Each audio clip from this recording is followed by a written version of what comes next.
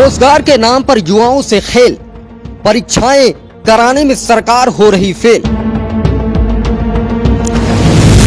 सड़क पर घूम रहा देश का कल, आखिर कब मिलेगा मेहनत का फल।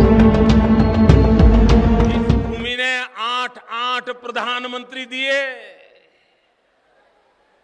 8 प्रधानमंत्री देने के बावजूद भी और बड़े बड़े दिग्गज लोग यहां से चुन करके आते हैं, उसके बावजूद भी यहां से लोगों को रोजी रोटी कमाने के लिए सैकड़ों मील दूर गुजरात तक जाना पड़ता है। इतने दिन से हम तैयारी कर रहे हैं, क्या मरते रहे इस चीज में? भर्तियां निकालो, हमें नौकरी चाहिए।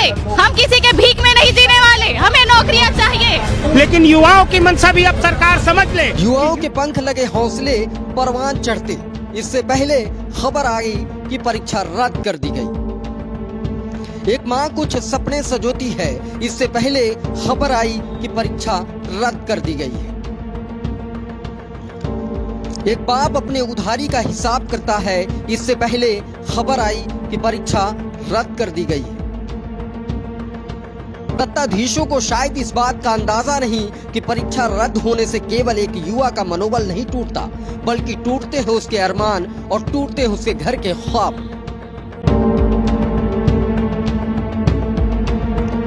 बीते कई सालों से युवाओं की उम्मीद, उनके सपने सब अधर में लटके हुए हैं।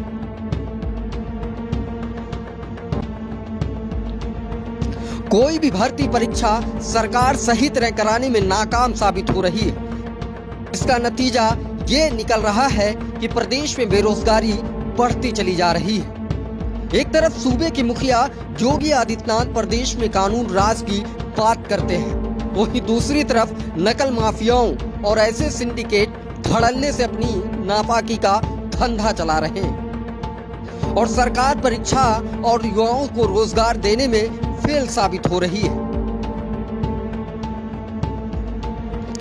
आए दिन ऐसी तस्वीरें सामने आ जाती है जब देश का युवा बेरोजगारी के मुद्दे पर सरकार को घेरता है, लेकिन हुक्मरानों के कानों तक जूं तक नहीं रेंगती। सवाल यह है कि आखिर प्रदेश में युवाओं को रोजगार कब मिलेगा, कब अधर में लटकी भर्तियां पूरी हो सकेंगी।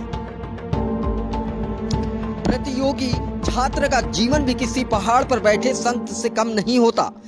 दीन दुनिया से अलग बैठ जाता है, वो भी तपस्या करने सालों की। तपस्या के बाद जब तपस्या के फल की बारी आती है, तब परीक्षाओं को रद्द कर दिया जाता है। ऐसे में आप भी सोचिए, उस छात्र पर, उससे जुड़े हर शख्स पर आखिर क्या बीतती होगी। ऐसे में सरकार और उनके मुलाजिमों से पूछना जरूरी है कि आखिर कब तक ऐसे ही देश का युवा सड़कों पर ठोकरें खाता रहेगा। यूपी टुडे की रिपोर्ट।